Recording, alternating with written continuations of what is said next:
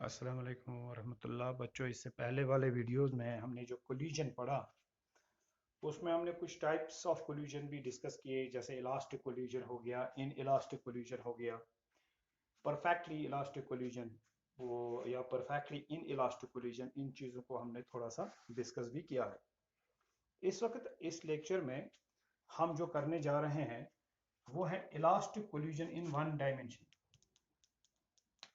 Elastic collision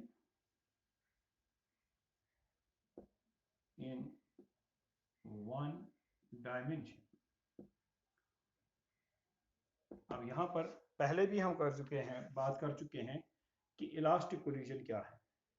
तो उसमें हमने समझा कि इलास्टिक कोलिजन जो है, इलास्टिक कोलिजन एक ऐसा कोलिजन है जिसमें जो टोटल लीनियर मोमेंटम होता है और जो टोटल काइनेटिक एनर्जी होती है before and after the collision वो कांस्टेंट या कंजर्व्ड रहते हैं। मतलब ये हुआ कि जो टोटल लीनियर मोमेंटम होगा बॉडीज का कोलिजन से पहले, वही टोटल उनका लीनियर मोमेंटम होगा आफ्टर कोलिजन। यानी कंजर्वेशन ऑफ लीनियर मोमेंटम जो है वो यहाँ पर हमें देखने को मिलेगा। और इस में आप जानते हैं कि लीनियर मोमेंटम तभी कंजर्व रहता है किसी सिस्टम में जिस सिस्टम में नंबर ऑफ बॉडीज हों लेकिन कोई एक्सटर्नल फोर्स उन पर ना हो। यानी ये एक आइसोलेटेड सिस्टम में हो सकता है। तो एक तो इलास्टिक कोलिजन में टोटल लीनियर मोमेंटम कांस्टेंट या कंजर्व रहता है, मगर ये linear momentum in elastic collision में भी कांस्टेंट रहता है, कंजर्व रहता है अगर वो सिस्टम आइसोलेटेड सिस्टम हो। तो इलास्टिक कोलिजन में स्पेसिफिकली क्या होता है जो इन इलास्टिक कोलिजन में नहीं होता है। इलास्टिक कोलिजन में टोटल काइनेटिक एनर्जी जो है before and after the collision वो भी कंजर्व रहती है। यानी यहां पर दोनों चीजें कंजर्व रहते हैं, total linear momentum before and after the collision remains same, total kinetic energy before and after the collision remains same or conserved। अब elastic collision in one dimension क्या होता है? अगर सेंटर्स ऑफ कोलाइडिंग बॉडीज एक straight line पर हो, collision से पहले कोलिजन के बाद, तो हम उस कोलिजन को वन डायमेंशनल कोलिजन कहते हैं। ठीक है, यानी जो कोलाइड हो रही हैं बॉडीज वो एक स्ट्रेट लाइन पर थी, कोलिजन हो गया, फिर भी एक ही स्ट्रेट लाइन पर है। ठीक है ना? तो हम क्या कहेंगे कि हम कहेंगे भाई ये जो कोलिजन हो गया ये वन डायमेंशनल कोलिजन हो गया। ठीक है, अब इस वन डायमेंशनल कोलिजन अब इलास्टिक है और वन डायमेंशनल है। यहां याद आपको मैं दिलाऊं जो मैं पिछले लेक्चर में भी थोड़ा सा बोला था कि इलास्टिक कोलिजन होना बहुत रेयर है। यानी हम बहुत रेयरली देखते हैं इलास्टिक कोलिजन होते हुए अपनी रूटीन, अपनी डेली लाइफ में हमें बहुत कम एग्जांपल्स मिलती हैं परफेक्टली इलास्टिक कोलिजन होने में, यानी जिसमें कंप्लीटली काइनेटिक एनर्जी जो है वो कांस्टेंट कंजर्व रहती है। वो ऐसा कोलिजन जो है वो हमें रूटीन लाइफ में, डेली लाइफ में देखने को कम ही मिलता है।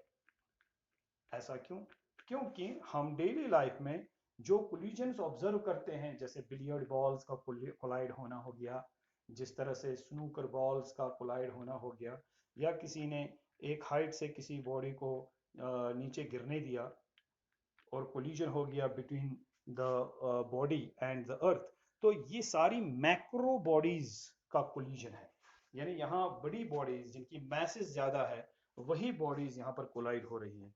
ऐसे केसेस में जो काइनेटिक एनर्जी होती है वो before and after the collision nearly equal हो सकती है, लेकिन वो एग्जैक्टली इक्वल नहीं होती। यानी ये कोलिजन्स परफेक्टली इलास्टिक नहीं होते।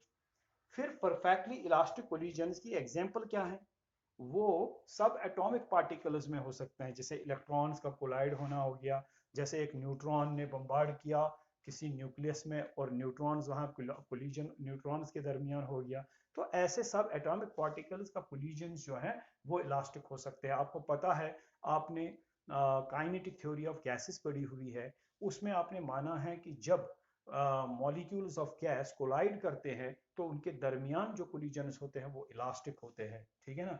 तो ये क्योंकि हम वो लॉज जो है गैस लॉज, तभी हम वहां से समझ सकते हैं उस काइनेटिक थ्योरी ऑफ गैसेस से। तो ये सारी चीजें जो है हमें ये बताती हैं कि इलास्टिक कोलिजन जो है ये मैक्रो बॉडीज के दरमियान नहीं बल्कि छोटी बॉडीज माइक्रो बॉडीज या सब एटॉमिक पार्टिकल्स के दरमियान हम ऑब्जर्व करते हैं। और जनरली जो हमारे इर्द गिर्द कोलिजन्स होते हैं वो मैक्रो बॉडीज के कोलिजन्स होते हैं, और उनमें वो कोलिजन्स नियरली इलास्टिक हो सकते हैं, लेकिन वो पूरी तरह से इलास्टिक या परफेक्टली इलास्टिक नहीं हो सकते। अब इस इलास्टिक कोलिजन्स में हमें देखना है कि what will the expressions for velocities of bodies after collision, यानी कोलिजन होने के बाद बॉडीज की वेलोसिटीज के कैसे किन एक्सप्रेशंस की मदद से निकाली जा सकती हैं और या पता लगाई जा सकती हैं, और वो वेलोसिटीज की एक्सप्रेशंस क्या है, और दूसरी वेलोसिटीज की एक्सप्रेशंस क्या है। और दूसरी बात ये कि बहुत सारे केसेस को हमें समझने को मिलेगा, ठीक है ना, कि अगर बॉडीज ऐसी हो, अगर बॉडीज ऐसे हो, अगर वेलोसिटीज उनकी पहले ये हो तो बाद में क्या होगा, वो सब केसेस जो है, या मासेस इक्वल हो तो बाद में क्या होगा, वो सब केसेस हमें इससे समझने को मिलेंगे। तो सबसे पहले हम क्या मानते हैं कि चलिए इसको हम शुरू करते हैं। मान लीजिए हमारे पास एक बॉडी है जिसकी मास है m1 और ये मूव कर रही हैं with A velocity u1 before collision, और फिर यहां पर एक और बॉडी है जिसकी मास है m2 और वो मूव कर रहे हैं with A velocity u2 before collision. इनका कहीं कोलिजन हो गया। अब ये के मान के चलना होगा कि ये जो u1 है ये ग्रेटर देन u2 है, तभी तो कोलिजन होगा। तो अब कोलिजन हो गया मान लीजिए, और उसके बाद ठीक है ये बॉडीज आगे फिर से बढ़ने लगी, और जो बॉडी m1 है जिसकी मास पहले क्या थी, शाबाश, m1 और वेलोसिटी u1, इस बॉडी का मास तो चेंज नहीं होगा लेकिन वेलोसिटी चेंज होगी। अब इसकी वेलोसिटी क्या है, मास m1 रहेगी लेकिन वेलोसिटी v1 है। और दूसरी बॉडी जो है मैं इसको इसी लाइन पर बनाता हूं क्योंकि ये वन डायमेंशनल है, तो मैं दूसरी लाइन को डिस्कस ही नहीं करूंगा, यानी सॉरी यहाँ उस पर रिप्रेजेंट ही नहीं करूंगा, ताकि एक sense of one dimensional motion आपको, वन डायमेंशनल कोलिजन आपको मिले। तो ये v1 ये v2,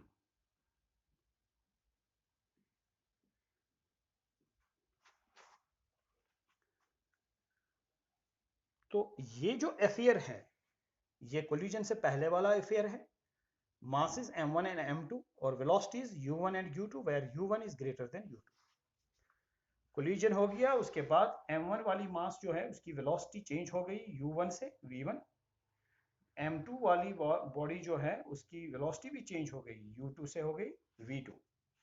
अब ये सारा मामला एक लाइन पर हो गया, एक स्ट्रेट लाइन पर हो गया, तो ये वन डायमेंशनल कोलिजन बन गया।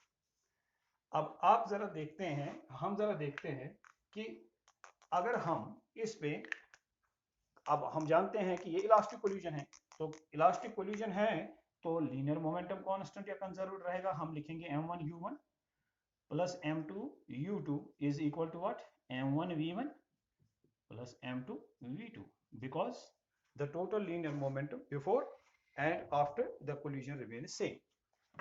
तो मैं अगर इस m1 v1 को यहां लाता हूं तो मैं लिखूंगा m1 u1 minus m1 v1 is equal to m2 v2 minus m2 u2। अब हमने क्या किया भाई, जो m1 वाली बॉडीज है, जहां जहां जिस टर्म में m1 है उसको मैंने एक साइड पर रखा, जिस टर्म में m2 है उसको दूसरे साइड पर रखा। तो m1 common you will get u1 minus v1, यहां भी m2 common you will get v2 minus u2। Now call this equation first. अब लीनियर मोमेंटम के कंजर्वेशन से हमने ये रिलेशन जो है डिराइव की। काइनेटिक एनर्जी भी कंजर्व रहती हैं, तो हम लिखेंगे 1/2 ऑफ m1 u1 स्क्वायर, पहली बॉडी की kinetic energy, plus 1/2 of m2 u2 square is equal to 1/2 of m1 v1 square plus 1/2 of m2 v2 square. तो total kinetic energy before collision is equal to total kinetic energy after collision. This is 1/2 of m1 u1 square minus 1/2 of m1 v1 square. फिर से मैं m1 वाली terms जो हैं एक side पर लाऊंगा और m2 वाली टर्म्स दूसरे साइड पर ले जाऊंगा। 1/2 ऑफ m2 v2 स्क्वायर, शाबाश, minus 1/2 of m2 u2 square. तो ज़रा देख लीजिए, मैं 1/2 थ्रू आउट कैंसिल कर सकता हूँ क्योंकि ये यहाँ से कॉमन आ सकता है, लेफ्ट हैंड साइड पर भी राइट हैंड साइड पर भी। फिर मैं यहाँ से m1 कॉमन लूँगा, मुझे आएगा u1 square minus v1 square. मान लीजिए 1/2 मैंने कैंसिल कर दिया दोनों साइड, इज इक्वल टू, शाबाश, m2 into v2 square minus u2 square. Now this is a square minus b square, तो हम क्या लिखेंगे, m1, शाबाश, हाँ, a plus b into a minus b is equal to m2, शाबाश, a plus b into a minus b। ये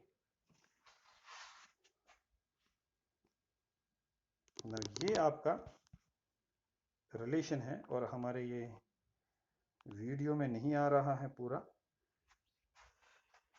क्या किया जाए, तो मैं इसको फिर से लिखता हूं ताकि आपके वीडियो में आ जाए। This is m1 u1 plus v1 into u1 minus v1।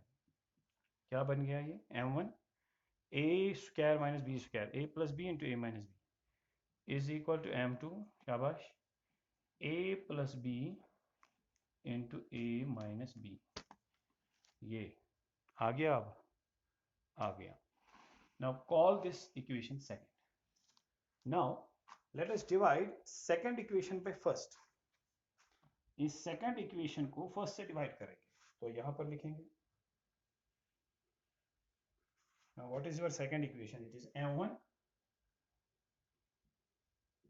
into u1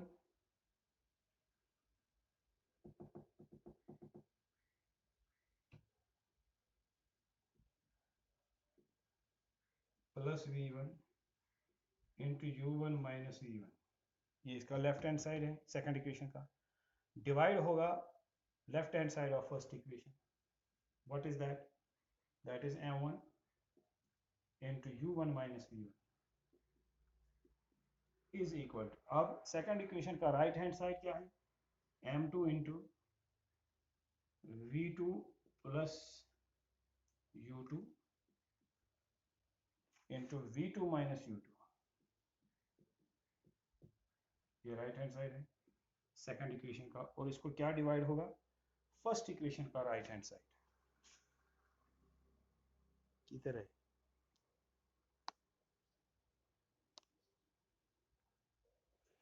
ये देखिए, मैंने, शाबाश, सेकंड इक्वेशन का लेफ्ट हैंड साइड यहाँ पर रख दिया, लिखा, और डिवाइड किया फर्स्ट इक्वेशन का लेफ्ट हैंड साइड। फिर सेकंड इक्वेशन का राइट हैंड साइड डिवाइड करेंगे फर्स्ट इक्वेशन का right hand side, m2 into v2 minus u2। ये हो गया डिवाइडिंग, ये कहां से मिला हमें, dividing second equation by first equation. ठीक है, अब आप इसको थोड़ा सा जूम करके भी देख सकते हैं। तो आपको यहां से क्या मिलेगा, आपको यहां से मिलेगा m1 m1 cancels, m2 m2 cancels, u1 minus v1 जो है ये कैंसिल होगा, u1 माइनस v1 कैंसिल, ये कैंसिल, ये इधर कैंसिल, तो हमें मिलेगा u1 plus v1 is equal to, शाबाश, u2 प्लस v2। अब देख लीजिए ये क्या बनेगा, ये बनेगा u1 minus u2 is equal to v2 minus v1। now what is this, u1 first body जो थी जिसका मास हमने m1 रखा था, उसकी वेलोसिटी बिफोर कोलिजन, दूसरी बॉडी की वेलोसिटी बिफोर कोलिजन। ये है रिलेटिव वेलोसिटी बिफोर कोलिजन, यानी रिलेटिव वेलोसिटी ऑफ अप्रोच इसको कहेंगे, relative velocity of approach before collision, this is relative velocity of approach after collision। तो इलास्टिक कोलिजन में आपने क्या देखा, आपने देखा द रिलेटिव वेलोसिटी, शाबाश, before collision, relative velocity of approach is equal to relative velocity of separation. This is relative velocity of approach. जब वो कोलाइड करने वाले थे तो इस रिलेटिव वेलोसिटी से वो अप्रोच कर रहे थे, कोलिजन के बाद उनका रिलेटिव वेलोसिटी ऑफ सेपरेशन ये था। इलास्टिक कोलिजन में हमने क्या माना, हमने माना linear momentum before and after collision remain same, kinetic energy before and after collision remain same. तो हमें ये रिलेशन मिल गई। क्या रिलेशन मिल गई? Relative velocity of approach is equal to a relative velocity of separation। ये याद है। निकालना है हमें v1 का वैल्यू, v2 का वैल्यू। अब कोई मुझे कहेगा भाई मैं क्या इसमें क्या करना है, v2 को इधर लाओ, v1 का वैल्यू मिल गया, v1 को उधर लाओ तो v2 का वैल्यू मिल गया। लेकिन उसमें क्या होगा, जब आप इसमें से v1 निकालेंगे तो उसमें u1 आएगा, u2 आएगा, साथ में v2। मतलब आप v1 नहीं निकाल सकते तब तक जब तक आपको v2 ना पता हो। पहली बॉडी की, एक बॉडी की वेलोसिटी आफ्टर कोलिजन नहीं निकाल सकते जब तक कि फिर दूसरी बॉडी की वेलोसिटी आफ्टर कोलिजन पता ना हो। अगर हम v2 निकालें तो फिर v1 पता होना चाहिए, यानी पहली बॉडी की वेलोसिटी पता होनी चाहिए आफ्टर कोलिजन। तो हम इस रिलेशन को नहीं, बल्कि हमें अगर v1 का एक रिलेशन होगा हमारे पास, उसमें v2 नहीं होना चाहिए। यानी एक बॉडी की वेलोसिटी निकालें आफ्टर कोलिजन तो दूसरी बॉडी की वेलोसिटी आफ्टर कोलिजन जो है वो जरूरत नहीं पड़नी चाहिए उसमें, उस रिलेशन में। v1 का जो रिलेशन होगा उसमें v2 नहीं होना चाहिए, v2 का जो रिलेशन होगा उसमें v1 नहीं होना चाहिए। अब वो कैसे हमें मिलेगा ये देख लीजिए। अगर हम इसमें से v1 निकालेंगे या पहले v2 निकालेंगे इसमें से, तो मैं कैसे निकाल सकता हूं, मैं v1 को इधर लाऊंगा तो मुझे क्या मिलेगा, u1 minus u2 plus v1 is equal to v2। अब इस v2 को मैं सबस्टिट्यूट करूंगा, सबस्टिट्यूटिंग इन किसमें, मेरे पास जो कंजर्वेशन ऑफ मोमेंटम का रिलेशन है वो क्या है, m1 u1 plus m2 u2 is equal to m1 v1 plus m2 v2। ये रिलेशन, इस रिलेशन में v2 को सबस्टिट्यूट कीजिए, आपको v1 मिलेगा। ठीक है ना, तो क्या मिलेगा वो देख लेते हैं।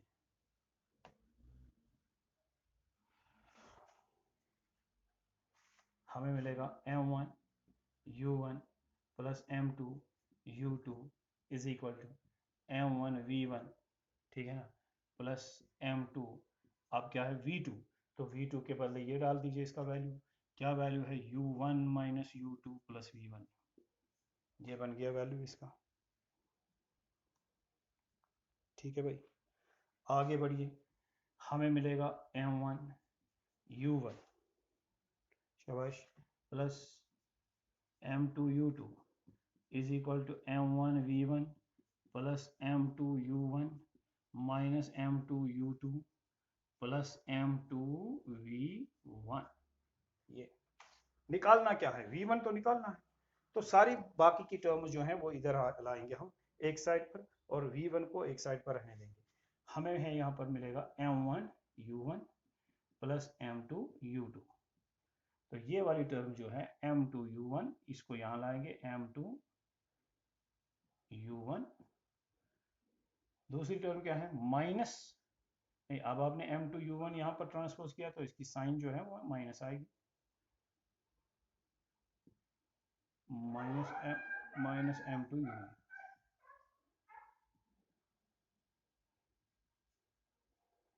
ठीक, बाकी यहाँ पर क्या बचा, m2 u2, इसको भी इधर लाएंगे तो ये माइनस m2 u2 है, प्लस बनेगा तो प्लस m2 u2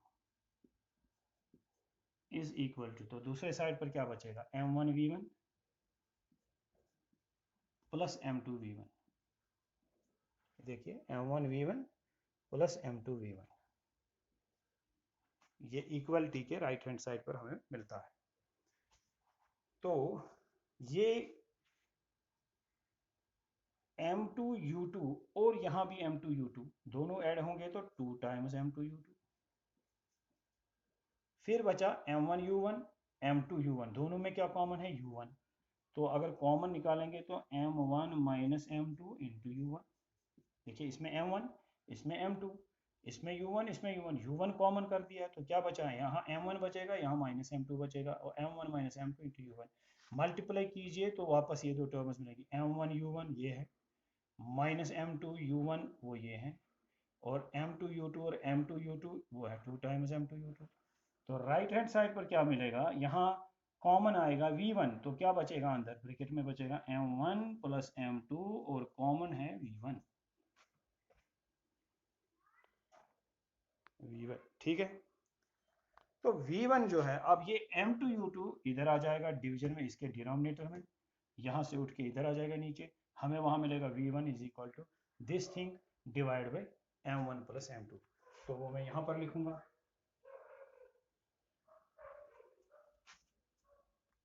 तो आप देखते रहे क्या मिला हमें, 2 times m2 u2 plus m1 minus m2 into u1 divide by m1 plus m2 is equal to v1, ये ठीक है ना, ये v1 आ गया। ये m1 प्लस m2 मैंने इधर लिखा इसके डिनोमिनेटर में, तो अगर v1 ये इज इक्वल टू v1, अगर मैं इस तरह से लिखूं v1 is equal to this, एक ही बात है, तो ये हमारा v1 आ गया। अब ये v1 है, तो अब दूसरी बात क्या है, हमें v2 निकालना होगा ना, v2 किसके बराबर होगा ये देख लीजिए, फिर से वही रिलेशन, क्या, relative velocity of approach is equal to relative velocity of separation. तो relative velocity of approach is equal to relative velocity of separation कैसे लिखा था आपने, u1 माइनस u2, शाबाश, is equal to v2 is equal to v2, शाबाश, v2 minus v1। पहले इसमें से क्या निकाला आपने, v2, उसको आपने सबस्टिट्यूट किया किसमें, जो कंजर्वेशन ऑफ लीनियर मोमेंटम वाली रिलेशन थी उसमें, निकला क्या फिर v1। v1 निकालने के लिए पहले इसमें से आपने v2 निकाला, उसको सबस्टिट्यूट किया कंजर्वेशन ऑफ लीनियर मोमेंटम वाली रिलेशन में। अब निकालना क्या है आपको, v2। v2 निकालने के लिए आप इसमें से पहले v1 निकालेंगे, तो v1 बताइए किसके बराबर आएगा, v1 इज इक्वल टू, शाबाश, v1 किसके बराबर आएगा, v2 plus u2 minus u1, ये v1 आएगा, इस रिलेशन से ये v1 आ गया। इस v1 को सबस्टिट्यूट कीजिए, सबस्टिट्यूटिंग इन, शाबाश, किसमें, m1 u1, उसी रिलेशन में, कंजर्वेशन ऑफ लीनियर मोमेंटम वाले रिलेशन में, m1 u1 plus m2 u2 is equal to m1 v1 plus m2 v2। अब यहाँ m1 को सबस्टिट्यूट कीजिए, आपको v2 मिलेगा। चलिए करते हैं सबस्टिट्यूट, तो आपको मिलेगा m1 u1 plus m2 u2 is equal to m1 v1 के बदले लिखेंगे v2, शाबाश, plus u2 minus u1 plus m2 v2। ठीक है भाई, ये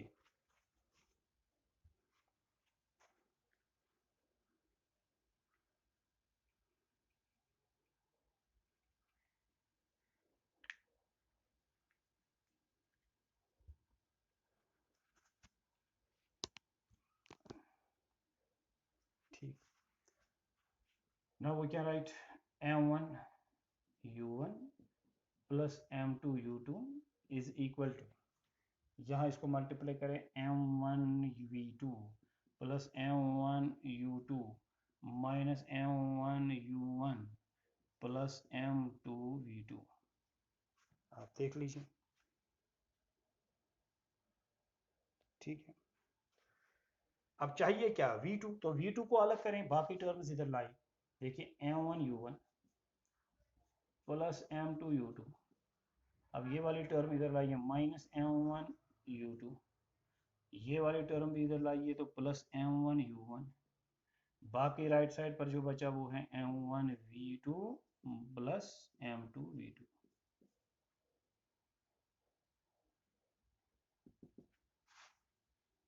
प्लस m2 v2, ठीक है भाई। अब v2 को कॉमन करेंगे, यहां से v2 निकालना है ना। अब ये देखिए m1 u1 प्लस m1u1 हो गया 2 टाइम्स m1u1।